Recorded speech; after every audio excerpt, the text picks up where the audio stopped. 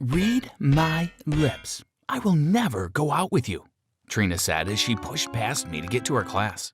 The students close by whispered and smirked as they looked on at my embarrassment. That was a month ago. A lot can happen in a month's time. Hi, my name is Zane. If you want to continue receiving great content, like and subscribe to our channel. Tapping that notification bell helps you to see our stories first. Trina is what we call a plastic, and she's been my crush since high school. She was always well put together, dated the top jock, and, well, on any given occasion, she could be really mean. You may ask, why would you want to be with someone like that? But the heart wants what the heart wants.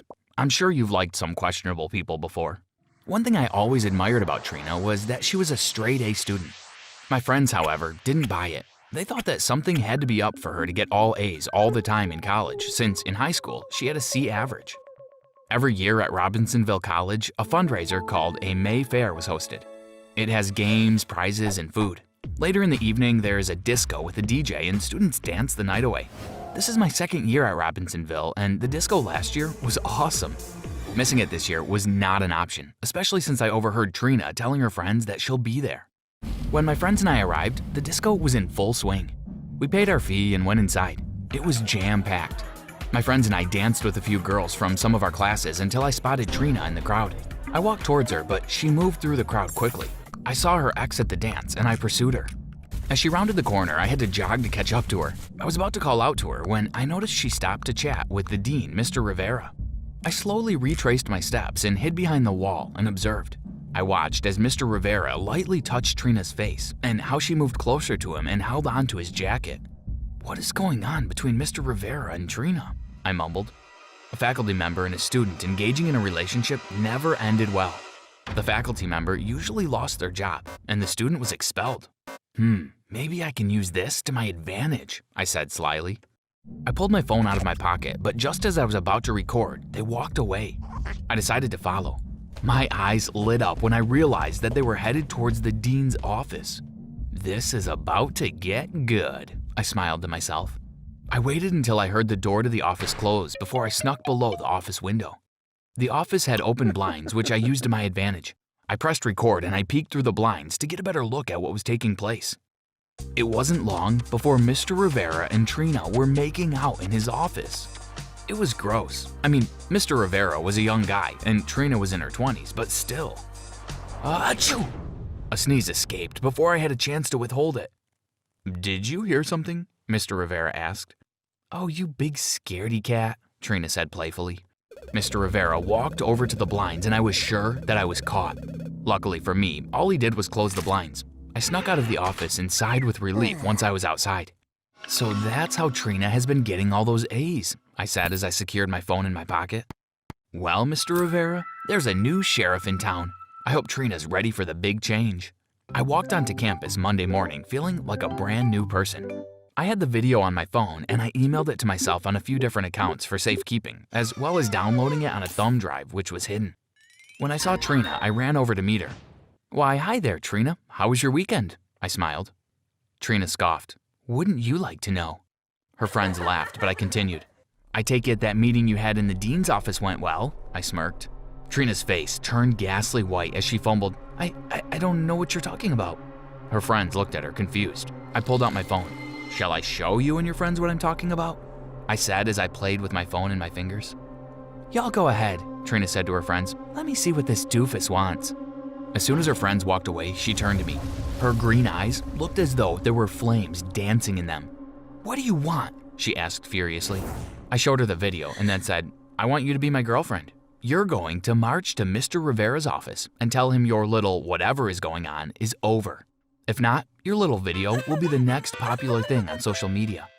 I walked with Trina to the dean's office and waited outside for her. When she exited the office, she gave me a deathly stare, but I shrugged it off. I wanted her to like me for me, but I guess she could pretend to like me until she really started to like me. "Now that's over, will you hold my books for me and walk me to class?" I asked slyly. Trina was about to make a sarcastic comment when I waved my phone in front of her and said, Trina grumbled, but she took my bag and books and walked me to my class. We got a few looks, but Trina didn't say anything. She dropped me off, I took my stuff, and I kissed her on her cheek. I said, "Tonight, I'll pick you up at 8 for our first date. Wear something nice." That night when I picked her up at her house, Trina looked stunning. Her green dress really brought out her gorgeous green eyes. I handed her the flowers I bought and she followed me to the car. We cut dinner short when she got a call from her mother saying that there was an emergency at home. I knew that she probably asked her mother to call her during dinner as an escape plan, but I obliged anyway and I dropped her home. I told her I would see her tomorrow at school when she got out of the car. This is just the beginning, I smiled as I drove off. The next 2 weeks were like a dream come true. I had my own personal assistant. I got Trina to do everything for me, including feeding me in the cafeteria and doing my assignments. I even ordered a large handheld feather fan so that she could fan me while placing grapes in my mouth. The only thing she didn't do was actually bow down and kiss my toes. My friends complimented me on the great job I was doing with Trina. They asked me how I was able to make her change that quickly. I just told them that Trina realized what a great guy I was. I was having a great time till Trina missed a day at school. I didn't mind too much till I realized that one day quickly turned to 3. I tried calling and sending her messages, but to no avail. I even threatened to leak the video, but Trina did not respond. After classes one afternoon, I decided to visit Trina at home. Her mother greeted me. Her eyes were puffy and red as though she'd been crying. "Good afternoon. Is Trina here?" I asked politely. "Trina is missing. She went to school and never came back. They asked for a ransom of $50,000. They said if we went to the police that we will never see Trina again," her mother cried.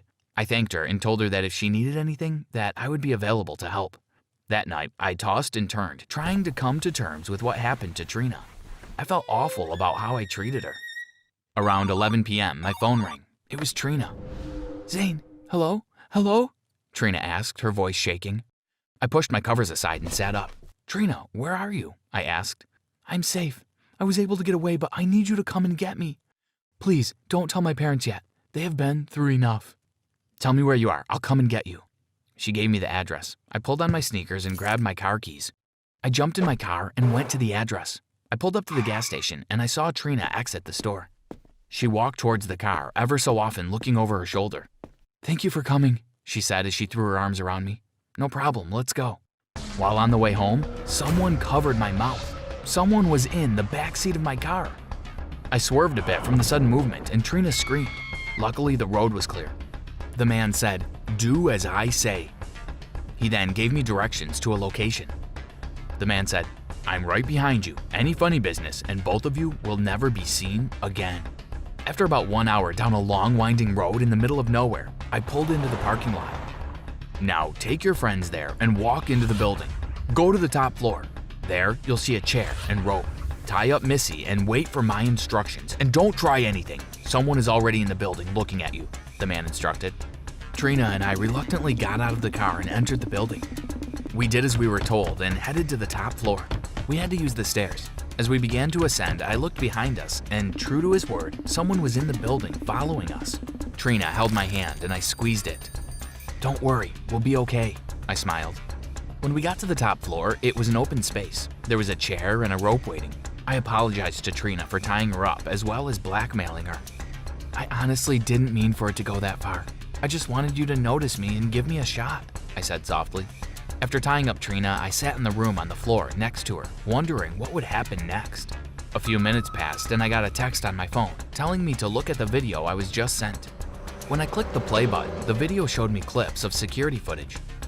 Trina walking to my car from the gas station, Trina hugging me pulling up to the parking lot of the building we were in with Trina and both of us walking inside. And last but not least, me tying Trina to the chair. All the footage had the same date 3 days ago when Trina allegedly went missing. My jaw dropped. How is this even possible? I passed my hand through my hair in frustration. My phone rang. The man said, "Let Trina go, then walk outside 5 minutes after." He hung up once again and I did as I was told. Trina smiled at me before making her way down the stairs. After 5 minutes, I made my way downstairs. Once downstairs, there was another car in the parking lot. A man leaned against the car and Trina stood next to him. By this time, I was very confused. "So, are you going to stop blackmailing my daughter, or should I tell the police that you kidnapped her?" Trina's father said sternly. I was shocked. "I never kidnapped your daughter," I stuttered.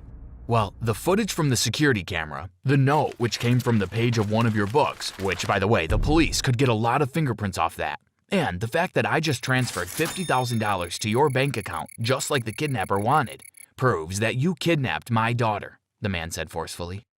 Trina's father walked up to me, grabbed my collar, and said, "The next time you come after my daughter, I will not be as generous as I am now.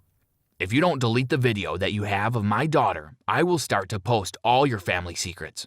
The first thing I will post is why your father went to jail for 5 years as soon as he finished college. Leave my daughter alone."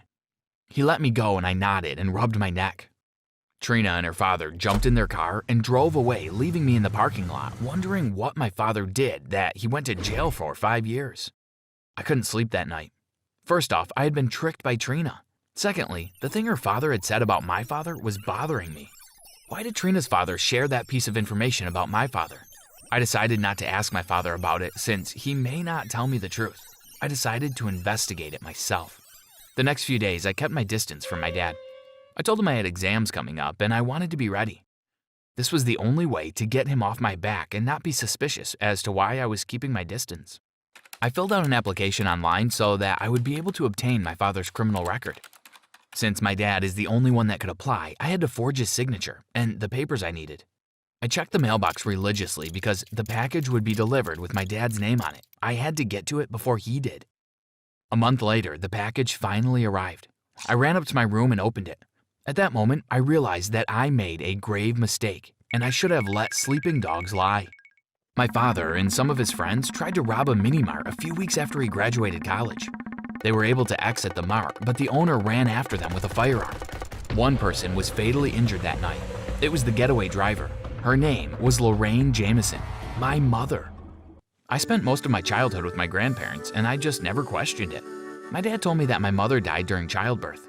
I was born the same night that the robbery took place. After spending 5 years in prison, he got out on parole for good behavior. After reading everything, I packed my clothes and grabbed my keys. I left the documents on the kitchen counter where my father could see them easily. I walked out of my father's house for the last time. What started out as clean fun ended up changing my entire life.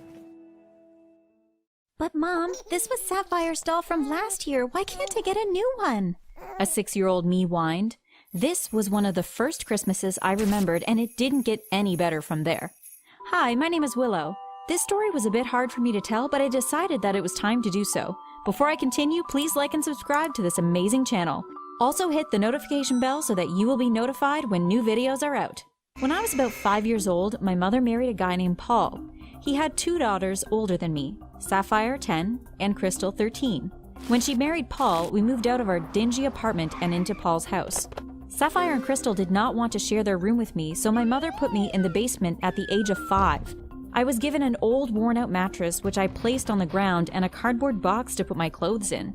At age 8, I was left at a fast food restaurant after I told my mother I needed to go to the bathroom. I was taken to the police station and my mother did not come for me until the next morning. She lied and said that the babysitter took me to the restaurant and left me there and that she was at work. From then on, I was only allowed to eat their leftovers. When I was 11, I found a kitten. I took it home, but my mother didn't want it in the house. That night, even though it was raining, she made me sleep outside with the kitten. I was so sick the next few days that I had to be taken to the hospital. I had gotten pneumonia. When I finally got home, the kitten had sadly passed away. I cried for 3 days straight. At age 13, I started doing all the chores in the house. I begged the grocer for a job. He let me work in the back so that no one saw me. I used that money to purchase school books and clothes, but Sapphire and Crystal always found my new clothes and wore them before I did, and my books were torn and marked in. I tried talking to my mother about being mistreated, but it was futile. "Mom, why can't Sapphire and Crystal help around the house? I have schoolwork just as they do, and why can't I get an allowance for everything I do around here?" My mother huffed and responded, "Paul works hard to make sure that his girls can get the best out of life. You are not Paul's child. Is it Paul's fault that your daddy doesn't want you or give you anything? You should be grateful that you have a roof over your head and clothes on your back." By age 14, I lost any feelings that I had towards my mother, and I began to count down to my 18th birthday. It was then I realized that my mother would never care for me like I wanted her to. I wanted to make her as miserable as she made me. I wanted her to pay for everything she not only did to me, but allowed Paul and his daughters to do to me as well. I decided it was time to break up my mother's marriage with Paul, but I definitely had to be sneaky about it. A few weeks after my 14th birthday, while browsing social media, I came across the profile of my aunt, my mom's sister. I reached out to her and she responded. I didn't tell her about what was happening at home, but I told it to her daughter, Tiana, my cousin. We knew that it would take way too long for the courts to get involved, so we needed a plan to get me out of there for good. My mother stopped working since she married Paul, and I know the way she spends money that not only is she not saving a dime, but we also need to hook her up with someone who has that kind of money to spend on her, I whispered to Tiana over the phone. Luckily for me, Tiana knew just the person for the job. I have a friend named Lorenzo who is the perfect fit for this assignment. Thing is, he also has parental issues, so I know that he will have no problem doing this for us. Not only does he have the means to do this, but he also has the banging bod to ensure that your mother falls for him. I missed a day from school to meet Tiana and Lorenzo. Lorenzo and his family lived in a large house and his parents were never home. He just turned 21 and just finished college. Once Tiana told him about our plan, he was all in. He was also a personal trainer, which made our jobs even easier. Paul gave my mother a gym membership card for Mother's Day and told her that she needed to lose a few pounds. Yep, he was that kind of guy. The gym that she went to was looking for trainers to join their team, and Lorenzo was able to seal a position there. Every morning at 7 a.m., my mother went to the gym like clockwork. For the first week, Lorenzo just looked at her from far away. Then, for the second week, he would tell her hi and give her little compliments. So, Lorenzo, how is everything going with my mom? I asked excitedly. We were on a three-way call, and Tiana was waiting for a response as well. We'll be going on our first date this Friday. Lorenzo chuckled. Don't forget, Lorenzo, the more expensive, the better. We need her baited like a fish on a hook, Tiana said. I can't believe this is happening, I squealed. Believe it, girl, we are going to have you out of that hellhole in no time, Tiana said. And Lorenzo, don't ask her if she is in a relationship or anything about kids. Out of sight, out of mind. Paul left for a weekend retreat Friday morning, and Sapphire and Crystal were staying at friends' houses over the weekend. I watched as my mother left home in a short red dress and stilettos. I smiled mischievously as she closed the front door. Every week, Lorenzo would give Tiana and I updates on what was happening. At first, my mother said she didn't want to take pictures, but Lorenzo persuaded her, and we had tons of evidence about what was going on. We just needed the right time to let the cat out of the bag. Paul was so busy working, and my mother always had dinner home waiting for him, that he never noticed any changes about my mother, like the fact that she changed her hair color or that she used to sneak away after dinner to talk on her phone with Lorenzo. It had been about 6 months since Lorenzo was dating my mother, and because he was keeping her busy, she was actually off my back, and for the first time since I was 5, I felt as though I could breathe freely. Okay guys, let's make this a Christmas to remember. Lorenzo, did you remember to get the ring? I asked. Yes, ma'am, I did. I got me a beautiful 7-carat diamond ring. I booked a small restaurant, so it would just be the two of us. The rose petals, the champagne, I'm ready, Lorenzo exclaimed. If this goes well, you will be bringing in the new year with my mom and I, Tiana exclaimed. You see, after we split up Mom and Paul, I was planning to move in with Tiana and my aunt. We finalized everything over the phone before hanging. This has to work. It just has to.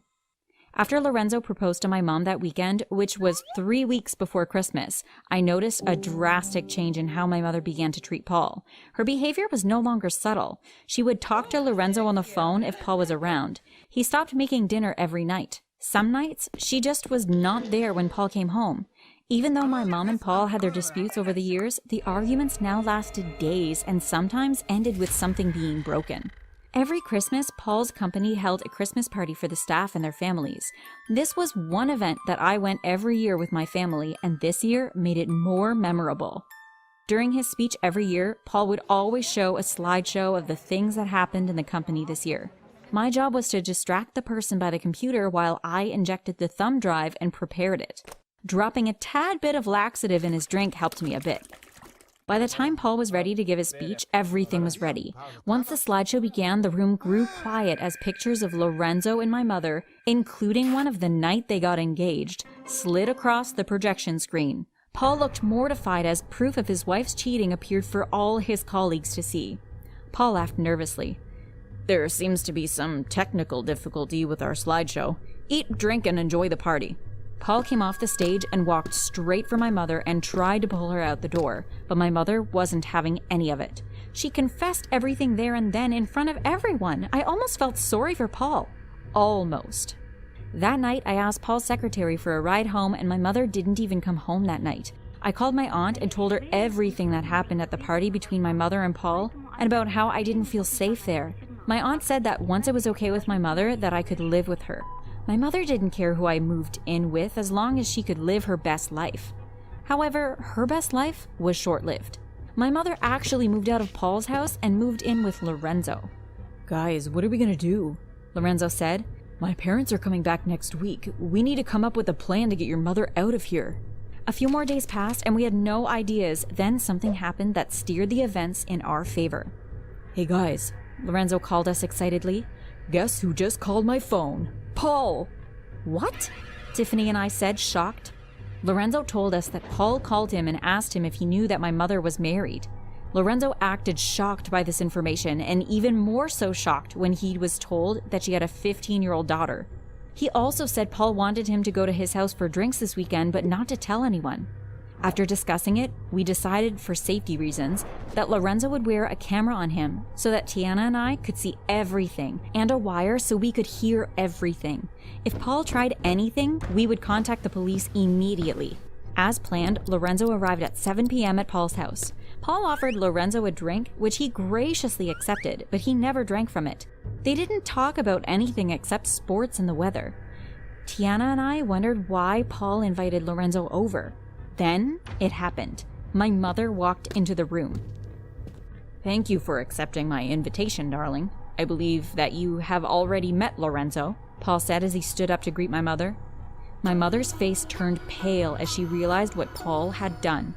Lorenzo, what are you doing here? My mother asked, shocked. I should ask you the same question. I thought that you were going out with your girlfriends tonight, Lorenzo said as he stared at my mother. Or are your girlfriends coming to this little shindig? Paul chuckled. The last time I saw you, darling, I didn't get a chance to congratulate you on your engagement.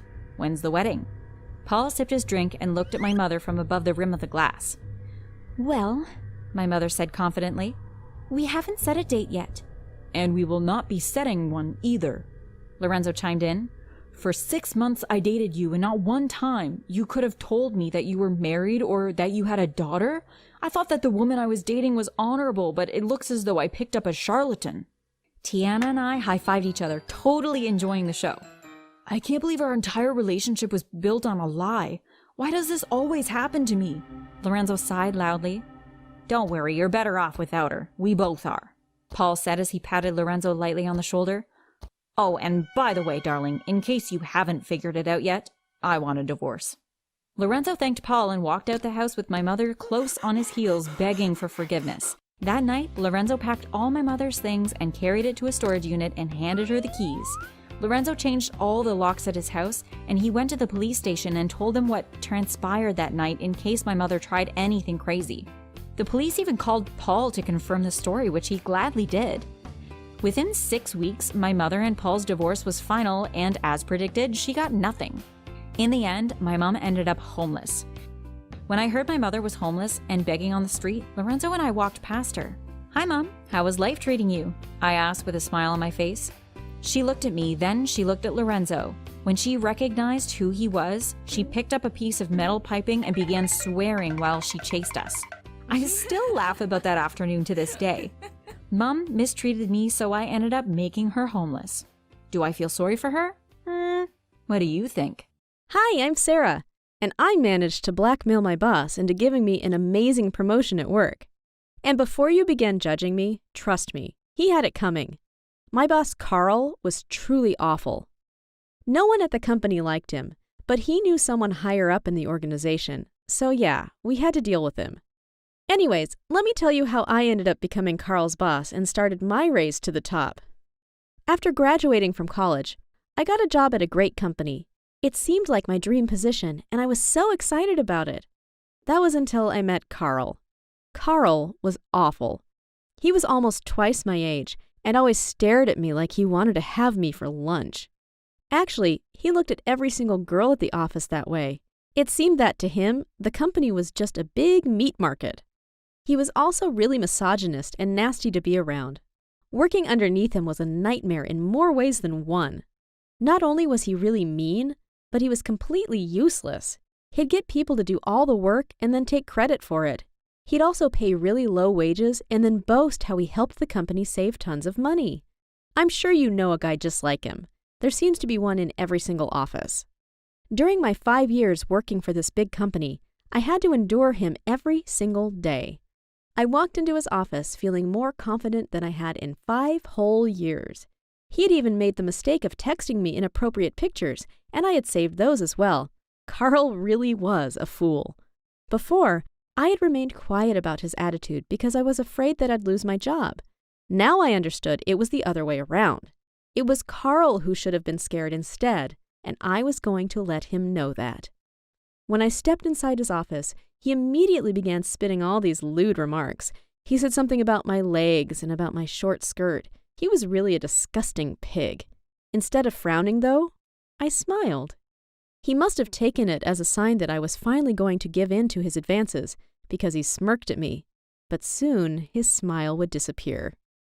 I let him know I had been recording our every interaction for the past 2 weeks, and that I had even saved the text he sent me. He froze on his seat and gave me a furious look. He seemed just about ready to fire me when I told him that if he even tried to do that, I would send the audios and the text to the whole board of directors. He was stunned, and I took the opportunity to begin explaining to him what would happen next. I said that if he refused my terms, I would not only get him fired, but also I'd hire a lawyer to sue him. Carl was pale, and for the first since I met him, he didn't have any snarky remarks to throw my way. I loved seeing him so helpless and quiet. Next, I informed him that I wanted a big raise and a promotion. In fact, I wanted his job. He seemed even more stunned at this demand. Just like I had expected, Carl immediately refused. I simply shrugged and explained that he had till the end of the day. If by the time I left the office he didn't agree to my terms, everyone would have the information in their email inbox by nightfall. He looked truly sick as I triumphantly walked out of his office. He didn't leave at all during the morning and didn't even get lunch. Carl flirted with me constantly and harassed me when other people weren't around. It was icky and uncomfortable, and I began hating going to work thanks to his horrible attitude. Plus, he constantly gave me more work than I could handle. If I couldn't get it done in time, he'd get mad. And if I raised over the challenge, he never, ever praised me and then simply took the credit for my hard work. You can't even begin to comprehend how infuriating this situation was. 5 years of dealing with his lies and manipulation and nasty flirtation. I tried telling him it made me feel uncomfortable, but he simply wouldn't listen. To him, it was funny to behave that way, and he believed he was untouchable. Everything changed after we had a mandatory meeting that addressed the company's policies when it came to relationship between employees and office harassment. I suddenly understood that my boss wasn't really the one in charge. I was. I had simply never realized how easily I could ruin his life if I decided to tell the higher-ups everything he had been putting me through. Now, I knew that I needed proof, so I didn't act right away. I waited a few weeks and simply recorded our conversations during all those days. Every single morning he harassed me, like clockwork.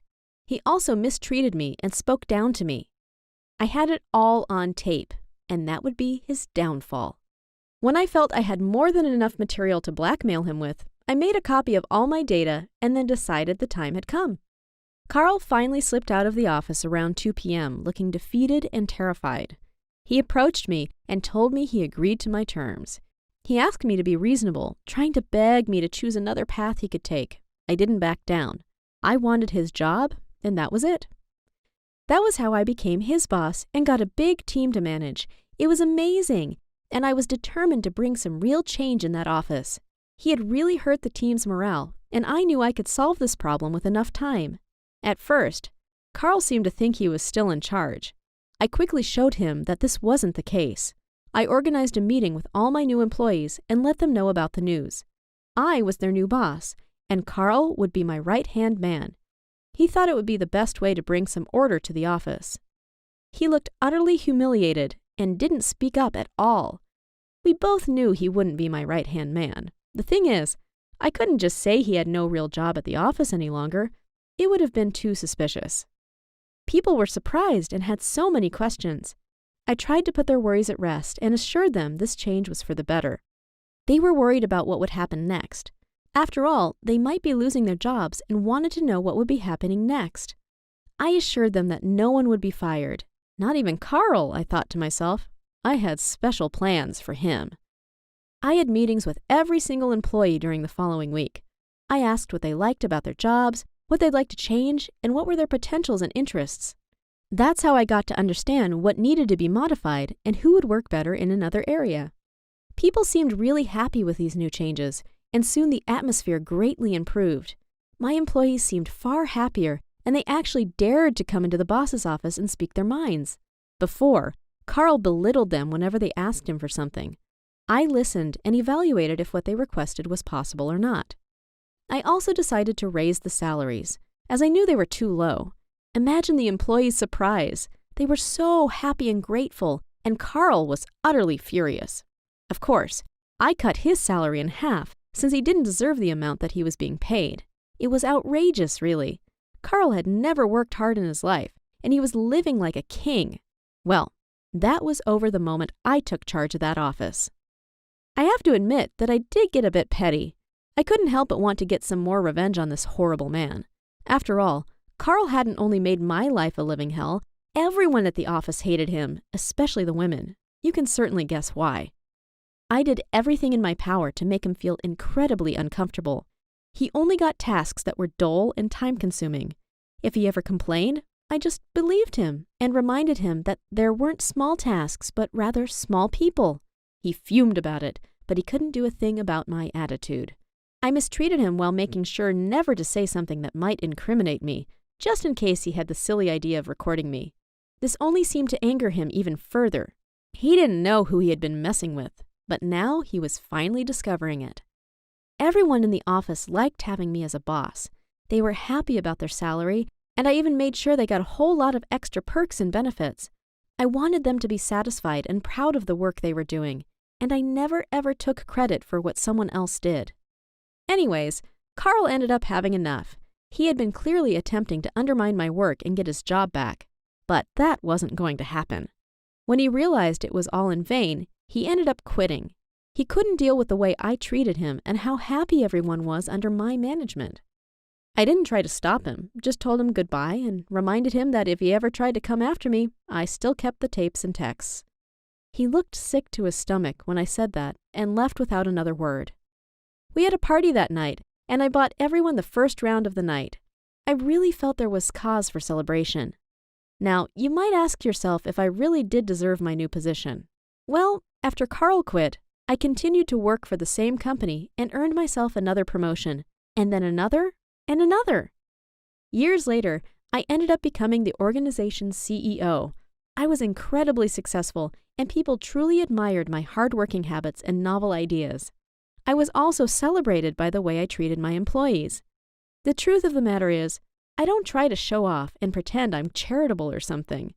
What I do is respect the people who work in my company and pay them a good salary. It's truly as simple as that. I haven't heard about Carl for a while, but the last I knew of him, a young woman had actually taken him to court. I'm not sure if he was convicted or not, but apparently the case against him was pretty solid. If you ask me, he had it coming. I thought that maybe he would have learned his lesson after everything that happened, but guys like him truly never change. I could probably find out if he's in jail or not, but honestly, he's not worth my time. I let go of my grudge a long time ago, and now I lead a happy, successful life.